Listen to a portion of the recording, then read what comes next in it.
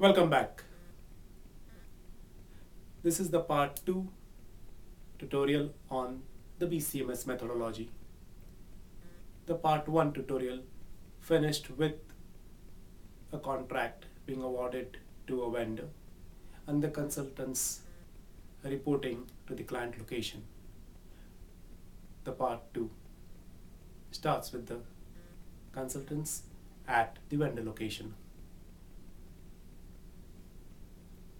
In a BCMS methodology, we advocate that an organization starting from scratch goes through the following phases. Firstly, a business impact analysis.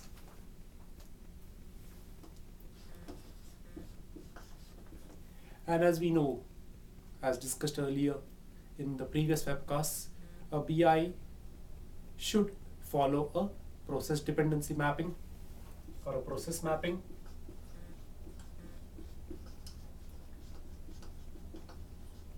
And a BI should be succeeded by a resource dependency mapping.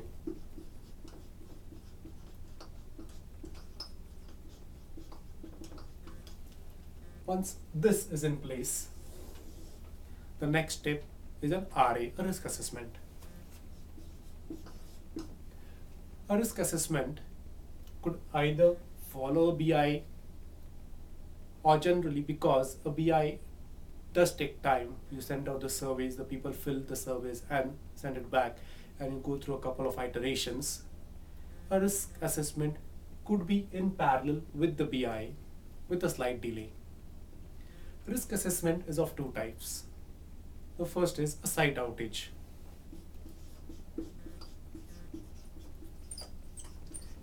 As to what would cause a disaster at the site that results in a site outage. So here we have both the forces of nature and also man-made threats to be considered. And we have another kind of risk assessment, a detailed risk assessment.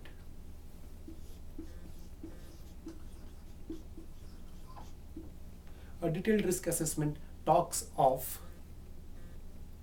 single points of failure, cyber threats, information availability risks, information security risks. A good framework for this would be the 17799 framework for information security. A BI followed by a RA, slightly and parallel with a slight delay or lag of the RA to follow the BI. Once this in place, what we have is what strategy does the organization need to meet its end user expectations. It could be a hot site. It could be a hot site with an option of the systems are in tandem, operating systems are already loaded onto it, the applications are loaded, only the data needs to be loaded. So it's hot but not exactly hot. It could be a warm site or it could be a cold site. It could also be a MOU, a memorandum of understanding with another organization to share their data center. The strategy is an outcome of the BI and the RA. Depending on the strategy and the options available, an organization could issue an RFP.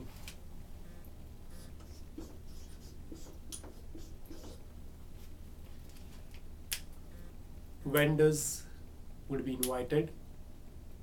They would respond with their proposals. A vendor evaluation would be carried out.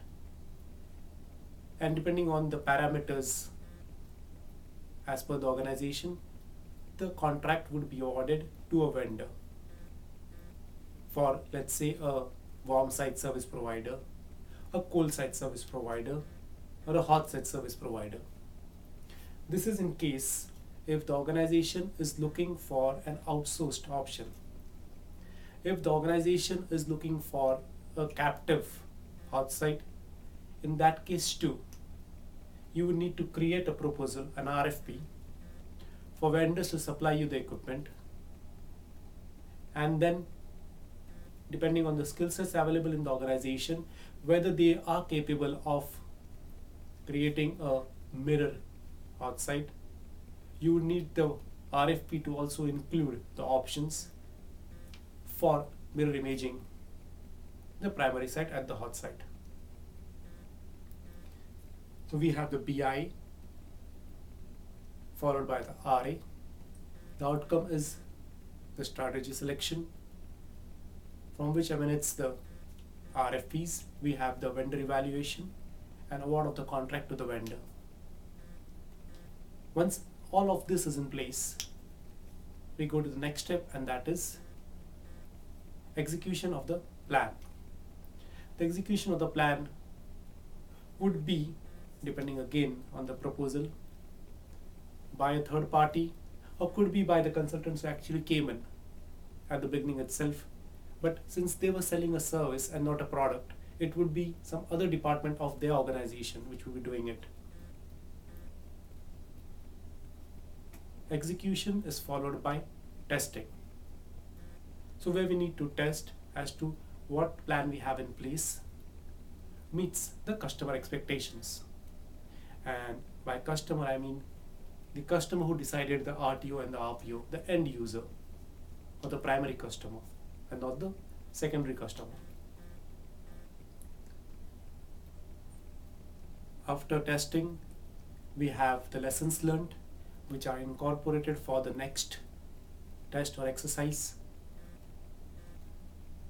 Once lessons are incorporated, we conduct the next exercise, and we keep on doing this till the organization reaches a state of maturity. And this cycle would be repeated every couple of years, or maybe earlier if the situation so demands. For example, the company has acquired a new company and they have integrated or consolidated the data centers. The cycle would need to be revisited before 2 years. But typically we conduct the recovery exercises once every 6 months, and we repeat the cycle of a BI and a RA, followed by the strategy selection or validation of the existing strategy every couple of years. And once that is in place, we close the project. So the first round results in a BI, RA, strategy selection, vendor evaluation, vendor selection, award of a contract, project execution, a DR exercise, lessons learned, another DR exercise, control mechanisms in place to ensure that the plan is kept up to date, and a closure of the project. Now the project gets into a maintenance mode till we have the same project initiated after a couple of years, or as I explained before that. This is a macro approach to the BCMS methodology. And irrespective of the various consulting organizations, this approach would remain the same. It would only vary in terms of the names that they would use. For example, some would say project initiation, project execution, control closure, and some would call it something else. But this approach remains the same. Thank you for listening to this tutorial. I welcome your feedback. Please be back.